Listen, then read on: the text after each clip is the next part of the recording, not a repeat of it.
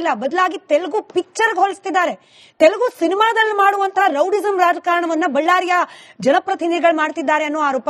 ಇಂಥದ್ದೊಂದು ಅಪವಾದ ಬೇಕಾ ಬಳ್ಳಾರಿಯ ರಾಜಕಾರಣಿಗಳಿಗೆ? ನೀವು ಯುವಕರಿದ್ದೀರಿ, ಯುವ ರಾಜಕಾರಣಿಗಳಿದ್ದೀರಿ.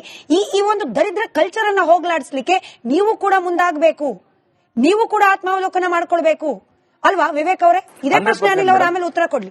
100% ಮಾಡ್ಕೊಂತೀವಿ ಮೇಡಮ್. ಬಟ್ ಆದ್ರೆ ಮೇಡಮ್ ನೋಡಿ ಮೇಡಮ್, ಈಗ ಅವ್ರು ಒಂದ್ ಏಟ್ ಹೊಡೆದಾಗ ಮತ್ತೆ ಇವರು ಅಲ್ಲಿಂದ ಮ್ಯಾಲಿಂದ ಕಲ್ಲ ಹಾಕ್ಬೇಕಾರೆ ಇವರು ಇಲ್ಲಿ ಬಿದ್ದಿದ್ ಕಲ್ಲ ಅವ್ರಿಗೆ ಹಾಕಿದಾರ ಹೊರತು ಇವ್ರೇನು ಡೊಣ್ಣೆ ಇಟ್ಕೊಂಡು ಇನ್ನೊಂದು ಇಟ್ಕೊಂಡು ಬಂದಿಲ್ಲ ಮೇಡಮ್. ಇವ್ರೇನು ರೆಡಿ ಆಗಿ ಬಂದಿಲ್ಲ. ಏಕಾಏಕಿ ಸತೀಶ್ ರೆಡ್ಡಿ ಅವ್ರ ಮೇಲೆ ಹಲ್ಲೆ ಆದ್ಮೇಲೆ ಭರತ್ ರೆಡ್ಡಿ ಅವರು ಸ್ಪಾಟ್ ಅಲ್ಲಿ ಇಲ್ಲ, ಊರಲ್ಲೂ ಇಲ್ಲ. ಅವ್ರು ಸಡನ್ ಆಗಿ ಹೊಸಪೇಟೆಯಿಂದ ಬಂದ್ರು ಮೇಡಮ್. ಅವರು ಬಂದು ಏನಂದ್ರೆ ಸ್ಥಳ ಪರಿಶೀಲನೆಗಾಗಿ ಅಲ್ಲಿಂದ ಅಲ್ಲಿವರೆಗೆ ಬಂದ್ರು. ಎಲ್ಲರ ಜೊತೆ ಬಂದಿದ್ದಾರೆ ಎಲ್ಲಾಗಿದೆ ಅಂತ. ಬಟ್ ಅವ್ರು ಹಿಂಗಾಗಿದೆ ಅಂದ್ರೆ ಒಂದ್ ವೇಳೆ ಇವ್ರು ಭರತ್ ರೆಡ್ಡಿ ಅವರು ಬಂದಿಲ್ಲ ಅಂದ್ರೆ ನಮ್ಮ ಕಾರ್ಯಕರ್ತರಲ್ಲಿ ಏನು ಭಯ ಉಟ್ಕೊಂಡೆ? ಈಗಾಗಲೇ ಜನಾರ್ದನ್ ರೆಡ್ಡಿ ಅವರು ಬಳ್ಳಾರಿಗೆ ಬಂದಿದ್ದಾರೆ. ಆ ಹಳೆ ವಿಶ್ವರೂಪ ಜನಾರ್ದನ್ ರೆಡ್ಡಿ ಅವ್ರದ್ದು ಗೊತ್ತು. ಎಲ್ಲ ಗಲಾಟೆ ಮಾಡಿಸೋದು ಮಾಡ್ರು ಬಹಳಷ್ಟು ಇದೆ ಅವ್ರದೆಲ್ಲ ಕತೆ. ಇದೆಲ್ಲ ಗಲಾಟೆ ಮಾಡಿಸೋದು ಗೊತ್ತು. ಅದೇ ರೀತಿ ಇವರು ಭರತ್ ರೆಡ್ಡಿ ಅವರು ಬಂದಿಲ್ಲ ಅಂದ್ರೆ ನಮ್ಮ ಕಾಂಗ್ರೆಸ್ ಬೆಂಬಲಿಗರಿಗೆ ಇವರು ಧೈರ್ಯ ತುಂಬಕ್ಕೆ ಆಗೋದಿಲ್ಲ. ಯಾಕಂದ್ರೆ ಇಂಥ ದೊಡ್ಡ ಫಂಕ್ಷನ್ ಮಾಡ್ಬೇಕಾದ್ರೆ ಅವರು ಯಾಕೆ ಮೇಡಮ್ ನಮ್ಮ ಕಾಂಗ್ರೆಸ್ ಪಕ್ಷದವರು ಅದು ಗಲಾಟೆ ಮಾಡ್ಕೊಳಕ್ ಹೋಗ್ತಾರೆ? ಬೆಳಿಗ್ಗೆದ್ರೆ ದೊಡ್ಡ ಫಂಕ್ಷನ್ ಮೇಡಮ್, ಅದು ಅಷ್ಟು ಸಾವಿರಾರು ಜನನ್ನ ನಾವು ಸೇರಿಸಿ ದೊಡ್ಡ ಫಂಕ್ಷನ್ ಮಾಡ್ಬೇಕು. ಅಲ್ಲಿ ಸ್ಟೇಜ್ ಪ್ರೋಗ್ರಾಮ್ ಎಲ್ಲ ರೆಡಿ ಆಗ್ತಾ ಇದೆ. ಅರುಣ್ ರಂಗರಾಜನ್ ಅಂತ ಅವರು, ಯಾಕಂದ್ರೆ ಈಗ ರಾಮ ಅಯೋಧ್ಯೆಯಲ್ಲಿ ರಾಮ ಮೂರ್ತಿಯನ್ನು ಇದು ಕೆತ್ತದಂತವ್ರು ಅರುಣ್ ಯೋಗಿರಾಜ್ ಅವರು, ಅವರೇ ಇದನ್ನ ಕೆತ್ತನೆ ಮಾಡಿರೋದು ಈ ವಾಲ್ಮೀಕಿ ಪುತ್ಥಳಿಯನ್ನು. ಅಷ್ಟು ಅದ್ದೂರಿಯಾಗಿ ನಾವು ಸ್ವಾಗತ ಮಾಡ್ಕೊಂಡು ತಂದು ನಾಳೆ ದಿನ ಬಹಳ ದೊಡ್ಡ ಫಂಕ್ಷನ್ ಇಟ್ಕೊಂಡಿದ್ದೀವಿ. ಯಾಕೆ ಇವ್ರು ಗಲಾಟೆಗೆ ಹೋಗ್ತಾರೆ? ಇವ್ರು ಗಲಾಟೆ ಏನು ಇಲ್ಲ, ಗಲಾಟೆ ಹೋಗ್ಬೇಕು, ಗಲಾಟೆ ಮಾಡ್ಬೇಕು. ನಾವು ಶಾಂತ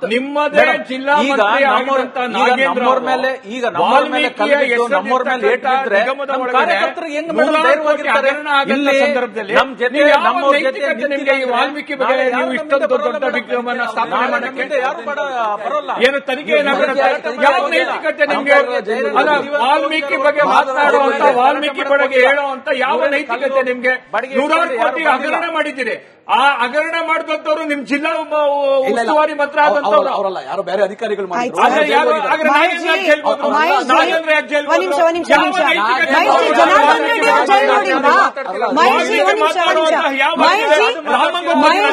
ರಾಮ ಇಲ್ಲ ವಾಲ್ಮೀಕಿ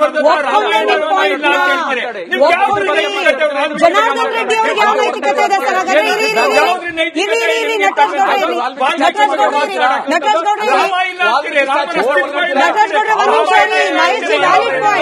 ಮೈಜಿ ವ್ಯಾಲಿಡ್ ಪಾಯಿಂಟ್ ಏನಂದ್ರಿ? ಒಂದ್ ನಿಮಿಷ sir, myG calm down. ನೀವೇನಂದ್ರಿ? Nagendra ಅವ್ರು ಜೈಲಿಗೆ ಹೋಗಿ ಬಂದ್ರು, ಅವ್ರಿಗೆ ಏನ್ ನೈತಿಕತೆ ಇದೆ ಅಂತ ನೀವು ಕೇಳ್ತಿದ್ರಿ. ಜನಾರ್ದನ್ ರೆಡ್ಡಿ ಅವರು ಕೂಡ ಜೈಲ್ ನೋಡಿದ್ದಾರೆ ಸರ್. ನೈತಿಕತೆ ಪ್ರಶ್ನೆ ನೀವು ಜನಾರ್ದನ್ ರೆಡ್ಡಿ ಅವರು ಕೇಳಬೇಕಾಗುತ್ತೆ. ಹೋಗಿದ್ಯಾಕೆ? ಭ್ರಷ್ಟಾಚಾರದ ಆರೋಪ ಹೋಗಿದ್ಯಾಕೆ? ಕರ್ನಾಟಕದ ಗಡಿಯನ್ನ ಮಾರ್ಕೊಂಡಿದ್ದಾರೆ ಅನ್ನೋ ಆರೋಪ. ಪಾದಯಾತ್ರೆ ಮಾಡಿದ್ರಲ್ಲ, ಆದ ನಂತರ ಏನಾಯ್ತು? ಇವ್ರು ಏನ್ ಮಾಡಿದ್ರು ಇವ್ರೇ? ಒಂದ್ ನಿಮಿಷ, ಏನ್ ಮಾಡಿದ್ರು? ನಾನು ಅದಕ್ಕೆ ಮತ್ತೊಮ್ಮೆ ಹೇಳ್ತೀನಿ,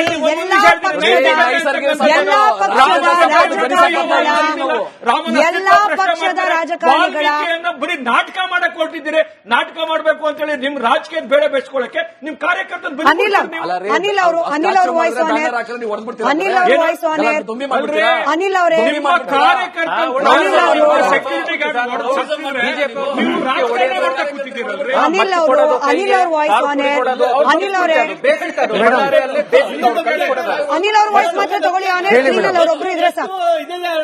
ಅವ್ರಿಗೆ ಯಾವ ರೀತಿ ಧಮಕಿ ಹಾಕ್ತಾರೆ ಲೈವ್ ಅಲ್ಲಿ ಕುತ್ಕೊಂಡು? ಅನಿಲ್ ಅವರು ಥ್ಯಾಂಕ್ ಯು. ಅನಿಲ್ ಅವ್ರದ್ದು ಮಾತ್ರ ವಾಯ್ಸ್ ಆನ್ ಏರ್ ಇದೆ. ಅನಿಲ್ ಅವರೇ, ದೊಡ್ಡ ನಾಯಕರು ಎಸಿ ಮನೆಯಲ್ಲಿ ಆರಾಮಾಗಿರ್ತಾರೆ ಸರ್. ಬೀದಿ ಹೆಣವಾಗೋದು ಕಾಂಗ್ರೆಸ್ ಬಿಜೆಪಿನೋ, ಕಡೆಗೆ ಬಡವ್ರ ಮನೆ ಮಕ್ಕಳೇನೆ. ಇಲ್ಲಿ ಬಳ್ಳಾರಿಯಲ್ಲಿ ಆಗಿದ್ದು ಅದೇನೆ. ನೀವು ಅವನನ್ನು ಕಾಂಗ್ರೆಸ್ ಕಾರ್ಯಕರ್ತ ಅಂತ ನೋಡ್ತೀರಿ, ಬಿಜೆಪಿ ಕಾರ್ಯಕರ್ತರೇನ್ ಸೇಫ್ ಆಗಿಲ್ಲ ಸರ್. ನಿಮ್ಮಂತವರು ಯುವ ನಾಯಕರು ನಾನು ಮತ್ತೆ ಕೇಳ್ತಾ ಇದ್ದೀನಿ, ಇಂಥ ರೌಡಿ ಕಲ್ಚರ್ ನಮಗ್ ಬೇಡ. Politics is not equal to rowdyism. ಇದನ್ನ ನೀವು ಒಪ್ಕೊಂಡು ನಿಮ್ಮ ಕೈ ಕೆಳಗಡೆ ಇರುವ ಕಾರ್ಯಕರ್ತರಿಗೂ ಕೂಡ ತಿಳಿಸುವ ಅನಿವಾರ್ಯತೆ ಇದೆ ಸರ್. ನಿಮ್ಮದೇ ಜಿಲ್ಲೆ ಬಳ್ಳಾರಿ ಇವತ್ತು ಬ್ಲಾಕ್ ಮಾರ್ಕ್ ಆಗ್ತಾ ಇದೆ ಕರ್ನಾಟಕದ ರಾಜಕಾರಣದ ಇತಿಹಾಸದಲ್ಲಿ. ಇದನ್ನ ತಿದ್ದೋ ಜವಾಬ್ದಾರಿ ನಿಮ್ಮ ಮೇಲೂ ಇದೆ, ವಿವೇಕ್ ಅವ್ರ ಮೇಲೂ ಇದೆ. ಒಪ್ಕೊಳ್ಬೇಕು ಅದನ್ನ ನೀವು.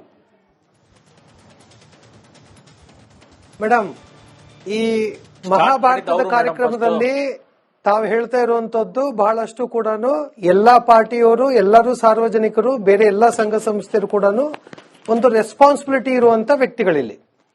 ಒಂದು, ಈ ಗೂಂಡಾ ಕಲ್ಚರ್ ಅನ್ನ, ಎಲ್ರಿಗೂ ಗೂಂಡಾ ಕಲ್ಚರ್ ಅನ್ನ ಶುರು ಮಾಡಿದ್ದು ಇದು ಕಾಂಗ್ರೆಸ್. ಇದು ಯಾರೂ ಮಾಡಬಾರ್ದು. ಅದಕ್ಕೆ ಅಮಾಯಕರ ಪ್ರಾಣ ಇವತ್ತು ಬಲಿಯಾಗಿರುವಂತದ್ದು ಅದು ಯಾವುದೇ ಪಾರ್ಟಿ ಇರಲಿ, ಇದು ಒಳ್ಳೆ ಬೆಳವಣಿಗೆ ಅಲ್ಲ. ಇದು ಒಂದು ನೆನಪಿಟ್ಕೊಳ್ಬೇಕು, ಇಲ್ಲಿ ಇಷ್ಟು ಗುಂಡಾ ಕಲ್ಚರ್ ಇದೆ ಅನ್ನೋದಕ್ಕೆ ಒಂದು ಮೂಲ ಕಾರಣ ಏನಂತ ಹೇಳಿದ್ರೆ, ನನಗನ್ಸುತ್ತೆ ಸ್ವಲ್ಪ ಕಾಂಗ್ರೆಸ್ ಪಾರ್ಟಿಯಲ್ಲಿ ಈ ಆಟಿಟ್ಯೂಡ್ ಅನ್ನ ಸ್ವಲ್ಪ ಬದಲಾವಣೆ, ಸ್ವಲ್ಪ ಏನು ಬಹಳಷ್ಟು ಬದಲಾವಣೆ ಮಾಡ್ಕೊಳ್ಬೇಕು. ಯಾಕೆ ಅಂತ ಹೇಳಿದ್ರೆ, ಇವರು ಎಲ್ಲ ಕಡೆ ಅಧಿಕಾರ ಇದ್ದಾಗ ವಾಜಪೇಯಿ ಅವರೊಂದು ಮಾತು ಹೇಳ್ತಾ ಇದ್ರು, ಕಾಂಗ್ರೆಸ್ ಪಾರ್ಟಿ ಎಲ್ಲಿ ತನಕ ಅಧಿಕಾರ ಇರಲ್ವೋ ಅದು ಅತಿ ಹೆಚ್ಚು ಅಪಾಯಕಾರಿ ಅಂತಂತೇಳಿ. ಕಾಂಗ್ರೆಸ್ ಅಧಿಕಾರಕ್ಕಾಗಿ ಎಷ್ಟು ಹೇಯ ಕೃತ್ಯಕ್ಕೂ ಈಡೇರುತ್ತೆ ಅನ್ನೋದಕ್ಕೆ ಇವತ್ತು ಬಳ್ಳಾರಿಯ ಘಟನೆ. ನಮಗೂ ನೋವಿದೆ, ಇಡೀ ರಾಜ್ಯದಲ್ಲಿ ಈ ರೀತಿ ಘಟನೆ ನಡೆದಿರುವಂತದ್ದು ಎಲ್ಲಾ ರಾಜ್ಯದಲ್ಲಿ. ಕರ್ನಾಟಕ ಅಂತ ಹೇಳಿದ್ರೆ ಶಾಂತಿಯುತ ಕರ್ನಾಟಕ. ಅನಿಲ್ ಅವರೇ, ಬಳ್ಳಾರಿ ಅಂತ ಹೇಳಿದ್ರೆ ಒಂದು ಬದಲಾವಣೆ, ಬಳ್ಳಾರಿ ಅಂತ ಹೇಳಿದ್ರೆ ಒಂದು ಭಾವೈಕ್ಯತೆ, ಬಳ್ಳಾರಿ ಅಂತ ಹೇಳಿದ್ರೆ ಒಂದು ಭಾವನೆಗಳಿಂದ ಜನ ಇಲ್ಲಿ ಜೀವಿಸುವಂತ ಜನ ಇಲ್ಲಿ.